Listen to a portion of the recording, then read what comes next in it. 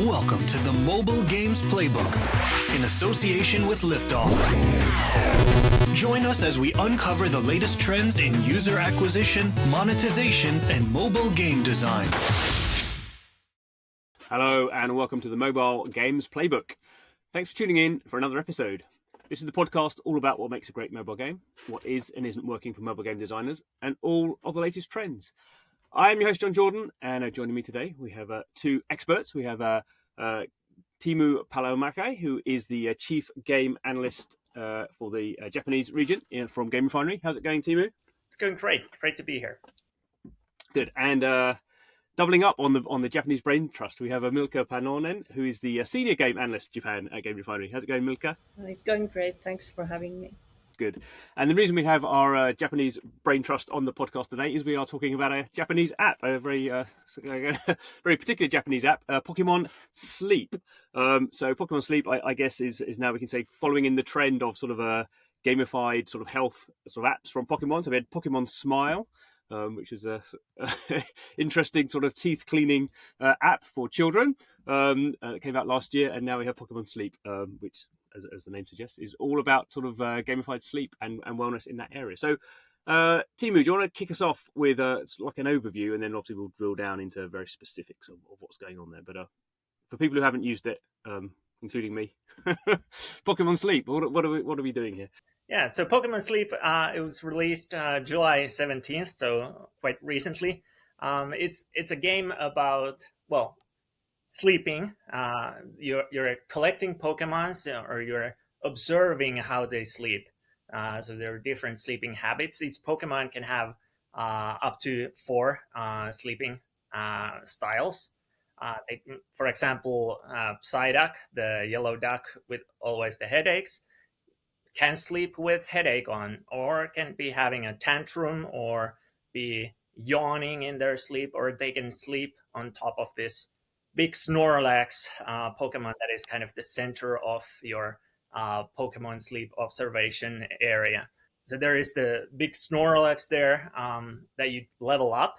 You try to level it up during 1 week period, and then you move to another island, or same island, but your progress with the Snorlax resets.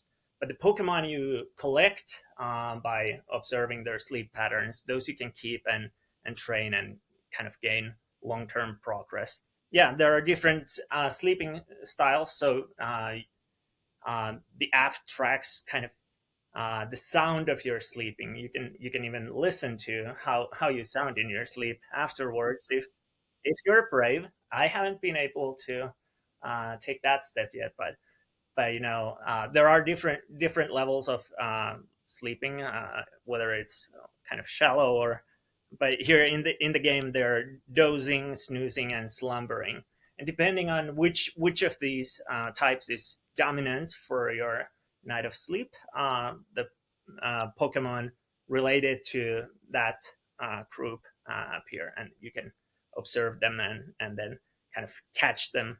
Yeah, and depending on how well you sleep, how much you sleep, I think for adults it was if you sleep 8.5 hours, you can get like the full rewards. But if you're like me and you have a toddler, you might sleep something like 4.5 hours, and then you get lesser rewards. And I guess at a very sort of superficial level, sort of the nice thing about it, and maybe one of the triggers they wanted to do it, is it does sort of play into sort of the characteristics of some of these Pokemon. So we could argue or not that it's sort of a little bit crowbarred in, perhaps, maybe. It doesn't immediately, Pokemon doesn't immediately make you think about doing a sleep app. But there are elements in there that sort of, if you're a big Pokemon fan, you sort of play into the fact that some of these are sort of have different characteristics, and some of them are sleeping all the time, and so there is sort of some holistic tie in there to some degree. Yeah, I mean, obviously it's a playful app, it's a sort of gamified app. It's obviously maybe adults will use it, but obviously sort of maybe more towards sort of children, just with the sort of Pokemon franchise. But sort of compared to, you know, there is quite a serious industry around sort of analyzing sleep and various things you can do there, various different sort of apps and hardware. So does Pokemon Sleep does it compare to those sort of things, or are we sort of making the wrong comparison there, do you think? I use Fitbit quite a lot, like regularly. And I actually compared a little bit of data from Fitbit to the Pokemon Sleep data, and I was actually quite surprised. I was a little bit skeptical about the Pokemon Sleep app. Like, yeah, it is a game essentially, so can it really be good for this kind of like sleep tracking? And I was quite surprised how similar the data was to my Fitbit app data. So for of course with all of these devices, it's not exactly accurate. Like you can't really get accurate data of like how long you are in the deep sleep stage or anything like that. So in that sense, it doesn't really matter if it's a little bit like if it's not exactly the same.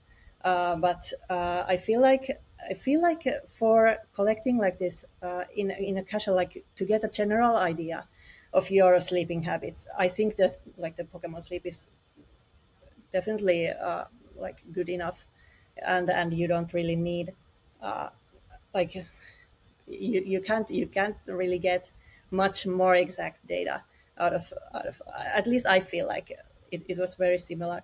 Actually, what I found interesting about in some ways Pokemon Sleep actually tracked a little bit better some things. Like for example, I know for a fact that I woke up 2 times last night, and my Fitbit device didn't track those times, but Pokemon Sleep could actually detect those moments that I was awake at night. So maybe it was because my heart rate didn't fluctuate that much, but the Pokemon Sleep could find some data out of my like breathing and stuff like listening to me. So I guess in that sense, I feel like it can be, and it is free.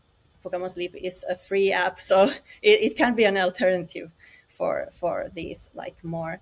Of course, the looks of it's a cute app with cute visuals. I don't know if it alienates like some people, maybe. It is quite. I feel like it can be a little bit more catered to like well casual users and kids with with visual look. But I don't know the data. I don't see any problem with it. And obviously, in terms of a Fitbit is a sort of specific hardware device you're wearing, and the Pokemon Sleep is basically you're just putting your phone near your bed, isn't it?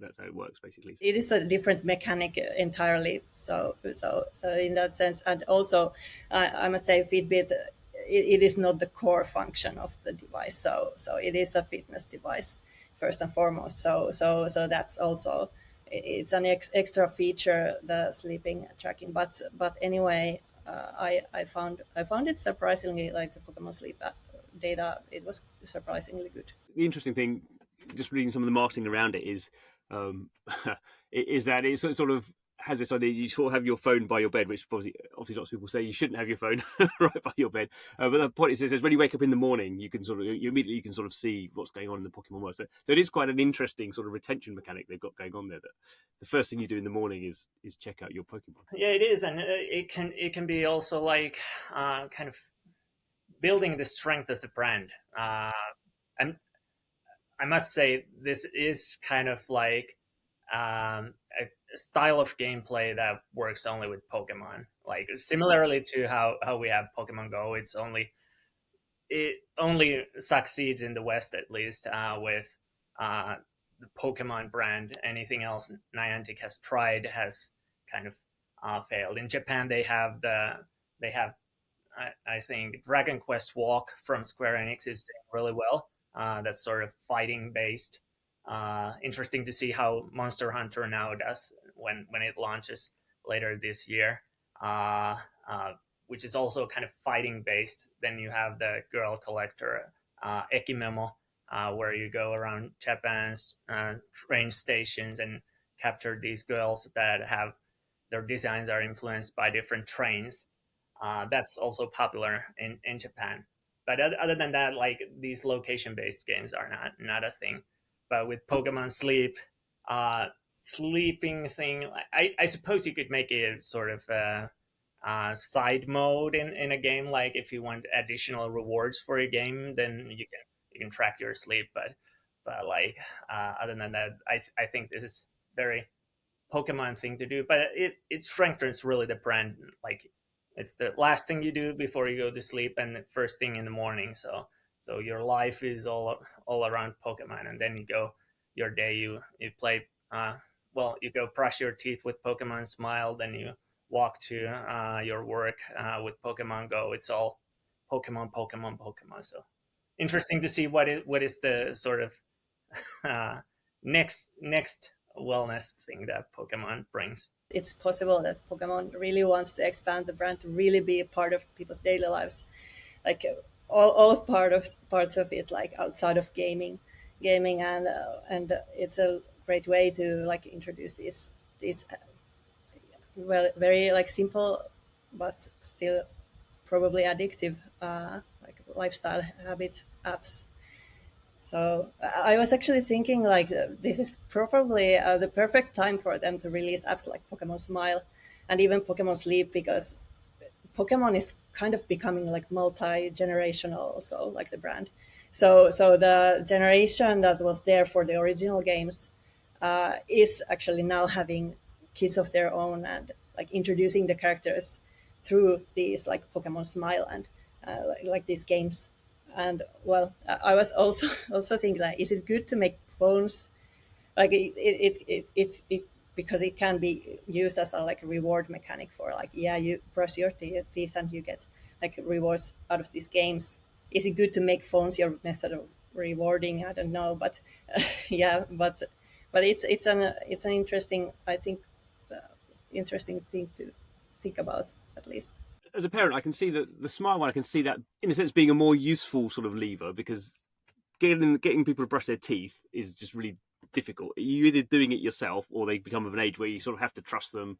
But you know, you never quite trust them. So and that sort of seems like, you know, quite like a nice little sort of app that you could have, and you know, you're using it twice a day, and that sort of builds a routine around that. The Sleep one, you know, it seems harder for me to work out. You know, is this sort of a fairly lightweight sort of thing that is, you know, they're doing it as a very much an experiment, or is this actually quite a clever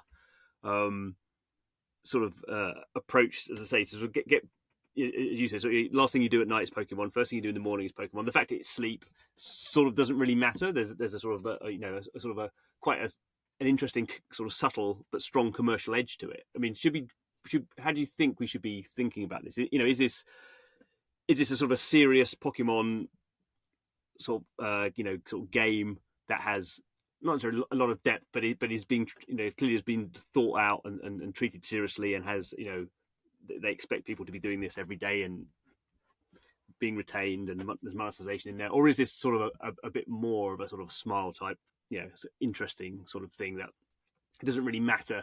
Pokemon Smile, it's definitely aimed for kids. It doesn't have any ads or monetization mechanics. It's just way for parents to, well, you can think of it like from parents' perspective. This is to help my children to brush their teeth and become healthier. In that sense, for Pokemon, it's like, okay, let's make sure that Pokemon is present with these children's lives, and it becomes a meaningful part of their life, and then later in their years we can sell them stuff.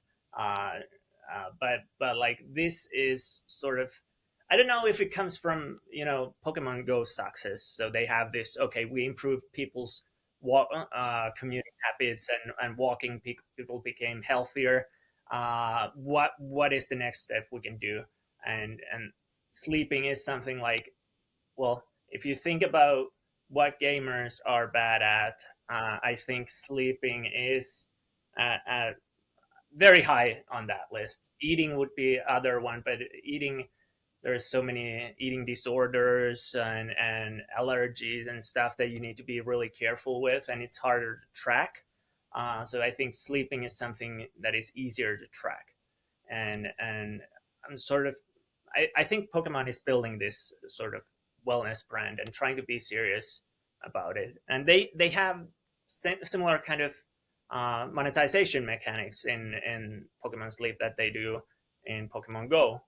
For example, you expand your inventories and you buy these consumable boosts with which you can catch these Pokemon and kind of upgrade them. So it's very similar to Pokemon Go in that sense. It's a good point that you do make there about Niantic, the US company behind Pokemon Go, and I think it's often underlooked how serious that company is about getting people to move. So the fact that it was Pokemon Go, I mean, they'd had various apps before that. The guy who founded the company actually invented Google Earth, or the company he invented became Google Earth, and he's very, very, he sees it as a mission to get people moving. I mean, that's very much his thing. He sees that, the fact that Pokemon Go was a big success was sort of the route he took. The reason they were doing location-based games is he really wanted to get people out there and exploring. So I think the fact it's a game, there is a sort of the term is that there is a sort of a strong sort of social mission that they do have behind some of these things. I don't know so much about the sleep thing. I mean, there has been some. I don't know how serious it is. There have been some sort of issues with people with sort of sleep becoming a performance mechanic. Do you think? I mean, a lot of this, I guess, could be hype, or could be sort of just people wanting to write, headline-grabbing stories. I mean, did you think there could be issues around? When you gamify something, then you obviously put incentives, which can not be good in the long term. Building the habit that you are constantly kind of gaming, everything is a performance. Yeah. How well you sleep is somehow tied to the rewards you get in the game that can make the sleeping more stressful. I read stories that people were taking sleeping pills, which just seems to me insane. but I mean, there may be just people, there may be people who do silly things, and that's not really the fault of the app. But people do silly things, and that is one of the risks with the game. Other risks, people also do use these slightly damaged charging cables. Now combine that with an older phone that you leave on your mattress next to you at night. Personally, I'm just waiting when it comes to the first headline that someone's house caught fire because of Pokemon Sleep. So I think that is a very real risk. The medication part is one risk. Phones have a little bit of radiation. Like in modest use, it's not a thing, not a big problem, I think. As well as I'm aware, but like in the long run, if you're using your phone throughout the day and then during the night you leave it on next to you, that can cause trouble in long run. Like I mean, decades later or something, you start seeing the impact. It is interesting, isn't it, that clearly I think what they're trying to do is do something that is positive for people. And as you say, most people don't sleep enough. I mean, that's the basic sort of crux of the matter. So maybe we shouldn't be sort of complaining about the sort of edge cases. Milka, have you? I mean, obviously you're someone who's got a Fitbit, so you're sort of interested in that sort of stuff anyway. Have you found Pokemon Sleep? Has that made you think more about sleep, at least in that very sort of passive case that you sort of, think, oh, instead of playing another hour of whatever some game, I'll go to bed earlier and improve my Pokemon Sleep score? Because I guess that's what they want, is they want that sort of subtle nudge, don't they? That over time, it's not like every day you're going to bed at 8 o'clock to maximize your score, because no one's going to do that. But I actually felt that it did feel rewarding to me to actually wake up at morning and see it. Oh wow, I got these Pokemon, and it actually felt quite rewarding. More so than just going to see your score at the app and then it's just it. So I feel like there's definitely it's definitely motivating in that sense. I was also thinking about like the concerns about the game, like when you have the phone next to you when you're going to sleep, it may be a distraction in itself, like. And again, I'm going back to this, like if there are kids who use it, can they control the urge to just take the phone and like start doom scrolling or whatever? So that was something that I was thinking about. But for me, at least, it wasn't a problem. But some people may find it a little bit difficult to sleep with. your phone next to you. And that's why I'm quite disappointed that I heard that the Pokemon Go Plus Plus device isn't quite as good as tracking sleep. So I was hoping that it would be, so you wouldn't have to take your phone with you to the bed. But I guess. Timu, this is your opportunity to shine. Yeah, So tell us about this little device and whether it works or not. I actually bought one for myself just because I wanted to kind of improve my. I track Pokemon Go at work as well, and I wanted to try Pokemon Sleep. Can you explain a little bit more? Because it's not just for Pokemon Sleep, is it? That's a sort of an ancillary. So what is that device? Why would you use it? Yeah, so Pokemon Go Plus Plus device is kind of it can track your movement with the Pokemon Go. So while you're playing Pokemon Go, keeping the game open, the device is connected to it with Bluetooth, and then every time there is a Pokemon close by, the device starts vibrating and flashing colors. And if you press the button at the center, the game tries to catch a Pokemon. You have one chance with this device to catch them.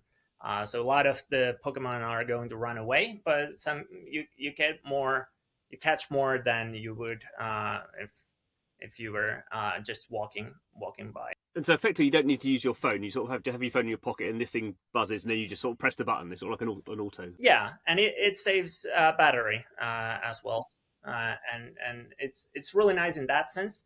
And it can be used to track your sleep with Pokemon Sleep. For me, the success rate was really low. I've tried it like I think 4 nights, and I've managed to track sleep with just one of them. So we're getting closer to the success rates of getting a 5-star character in a gacha on mobile game, which is really poor from the player's perspective. It is a nice concept. I wish there was like a small screen that would tell you what is actually happening. Like, okay, the tracking started now. It was, you started tracking successfully, and then when you close it, then okay, the tracking ended successfully. So you would have some sort of feedback instead of just these vibrations and stuff. But this device, it actually, well, people were incentivized to buy it so that you would get these special tasks in Pokemon Go. And here is the interesting part about the Pokemon Go and Pokemon Sleep. Those apps actually communicate with each other. So depending on how well you sleep, when you connect a device again to Pokemon Go, you can get additional rewards there. And then depending on how many steps you've walked or Pokemon's catched or Pokestops spinned, you can get additional rewards to this special Pikachu that you obtain through this device in Pokemon Sleep.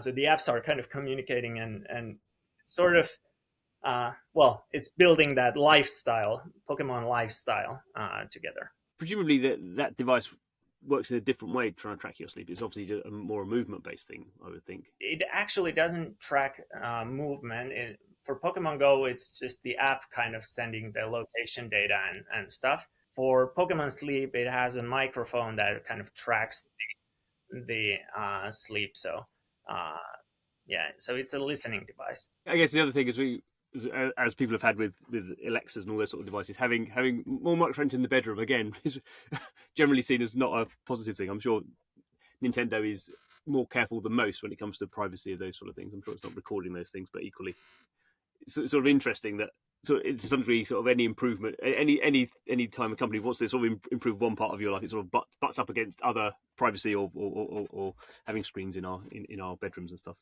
There's always this sort of tension there. Can this be more than a gimmick? I mean, obviously, you two, are probably not the target audience, although you may be closer to the target audience than we think. But is this something that you think you would be regularly using, or more generally, maybe other people would be regularly using as part of their sort of lifestyle? I think it could become sort of important part of life for many. For me personally, I have a toddler who likes to play with the Pokemon Go Plus Plus device. It has flashy lights, so if she wakes up during the night and comes pick it up because it's a fun toy, then nothing is tracked. And so for me, it's kind of tedious yet, but I can see it becoming a big part of someone's life. I found it really interesting. I was hoping it could improve my sleeping. I noticed I sleep way too little for what I need. It has some problems, but it seems to be resonating well. Like if we look at let me see my notes. In US, it's been in high on the downloads for now, in top 30 or so. Quite recently, it also rose to the top 200 in crossing ranks. Before that, it was outside of it. So in the US, not that big of a thing. But if we look at the Japan market, ever since it was launched, it has been downloads number one. Uh, yeah, so it is really downloaded there. And in the crossing ranks, at first it was around top crossing 30, then it dropped down to 50s or so for a while. And last time I checked, it was somewhere around 15. So it's monetizing really well, and people are buying stuff. They're buying these items that with which to catch Pokemon or with which to kind of evolve or train those Pokemon. And they have the subscription model. They have a Sleep Pass, which, well, first 2 weeks is free, but after that, like, you get a lot of these perks. So if you form kind of habit out of this game, I think that it can increase the experience. You can write, for example, notes about your sleep. So you can make personal notes that, okay, on this night I did this, which caused me to sleep less, or this night was really hot and that's why I didn't sleep well. If you want to track, you get more ways to track. And what I found interesting, they also have additional lavish rewards every 3 months. So they are incentivizing keeping the subscription on because you get improved rewards after every 3 months, which is something I haven't really seen that much in mobile games. So giving additional rewards for keeping the subscription on. So I was also thinking that in terms of like habit tracking, like lifestyle and fitness apps, there are several titles that are like that have like gamified elements. But in sleeping tracking market, there are not that many like gamified sleeping apps. So there's definitely for those people who need that kind of incentive to track your sleep and use these apps. There have been literally like no options. So now there's an option, and it's a Pokemon Sleep. So for those people who need that kind of gaming feeling to their lifestyle apps, it's definitely a good option. So I feel like it has a market there. There is a sort of geographical sort of uptake, which is just some cultures will be more accepting to it because maybe they really love Pokemon more, or just the way they sort of view sort of day-to-day existence. It may just sort of chime better, whereas maybe in sort of Western Europe, North America, we're more nervous now about sort of use of phones and devices, no matter whether they're sort of good or bad. So it may be that sort of split, which would be interesting to see. What will be interesting, I suppose, is if it actually becomes not in and of itself necessarily a sort of a strong definer of encouraging people to sleep more, but basically it will sort of be, people will get aware of that for the first time and maybe not use it all the time, but the sort of, I can get this app for free, try it. Oh, I think the first time you use a sleep app and you realize how badly you sleep, particularly if you have children, it's quite shocking. I mean, I'm sort of quite into this stuff. I have lots of health trackers and stuff, and when you really start getting into it, you do sort of realize that you do sort of build these gamified loops yourself, sort of thing. So on the health side of things, those apps tend not to be gamified, but you can see over time they'll probably become more gamified, and sort of so Pokemon Sleep is actually part of a much wider trend, I think, that we'll probably see, people around all sort of wellness and stuff. I mean, I guess as you sort of said early on, does Pokemon as a brand have the ability to do more things? I mean, I don't know what more things you would do. You could sort of imagine a food thing, couldn't you? You could people take, all these Instagrammers taking photos of their food all the time. You could imagine sort of Pokemon theme thing around that, could you not? That was the first thing that came to my mind. Then when I was thinking more, another one that came to mind, fitness. Somehow, instead of just doing your exercises or stretching or whatever, you could have Pokemon doing stretches with you and showing you what to do. I don't know if it would work necessarily as an app, but as a game, Nintendo Switch has the Ring Fit Adventure with the kind of stretching circle thing that you use to exercise. Something like that with Pokemon, that you're not just running around in these non-branded environments, but there are Pokemon, and depending on what moves you do, you can catch Pokemon, and there would be over 1,000 Pokemon to catch now, so you could make a really big exercise game. And obviously, you say that in the past has been Wii Fit as well. It was obviously a much more direct sort of get fit. I don't know how successful that sort of was, a long time ago now. But yeah, good. Yeah, lots of things we potentially look forward to. Lovely. Well, thank you, Timu, and thank you, Milka, for your expertise. Thank you. And we look to see in the next podcast you looking much younger as you have all this enormous amounts of sleep through using Pokemon Sleep. We'll wait and see. And of course, it's a free app, so people who are interested in this sort of stuff, you download it and have an experiment and see, and maybe see how badly you're sleeping as well, and then do something about it. Okay, cool. Thanks for watching, listening to the podcast, however you are consuming it. Every episode we are looking at what's going on in the space of mobile games, and as we've covered so many different things, I'm trying to think of the recent episodes, because sort of really moving around now, covering specific apps and whole genres and cultures and movements. So please subscribe and come back next time to find out what's going on for the Mobile Games Playbook. See you then. Goodbye.